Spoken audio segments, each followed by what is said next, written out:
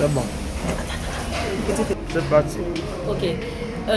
Les exposés d'aujourd'hui ont été très édifiants. Ils nous ont parlé des avancées en termes de préservation de la biodiversité. On a vu plein de projets mis en œuvre sur le plan national et international et dans la sous-région Afrique centrale qui œuvrent pour la préservation des espèces. On a vu les tortues marines. On a aussi parlé d'un projet qui œuvre pour la protection du moabi et sa valorisation. Tout ceci m'a vraiment enrichi parce qu'effectivement nous comprenons que le travail que nous faisons au niveau local est aussi porté sur le plan national par plusieurs autres organisations et ainsi on évolue par de petites actions mais qui finalement donnent un grand résultat dans l'ensemble. Voilà un peu ce que j'ai retenu de ces exposés-là.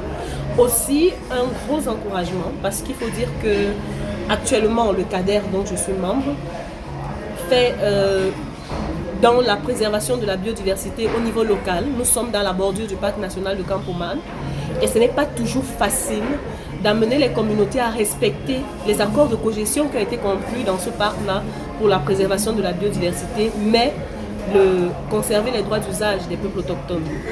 Du coup, ici nous avons trouvé des idées qui vont nous permettre de savoir comment présenter l'impact de l'action anthropique sur la biodiversité et amener aussi les communautés à comprendre que si nous ne nous engageons pas, nous finirons par tout perdre. Ok, la COP ferme ses portes demain. Quelles sont vos attentes particulièrement? Nos attentes, c'est que notre voix soit portée sur le plan international.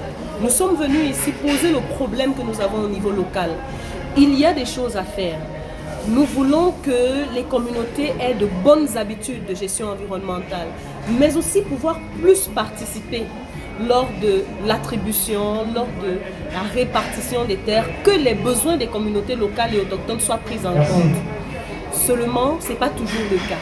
Alors, nous venons aujourd'hui demander que les États puissent effectivement prendre en compte les besoins des peuples autochtones et des communautés locales lors de l'attribution des terres, lors de l'attribution du foncier.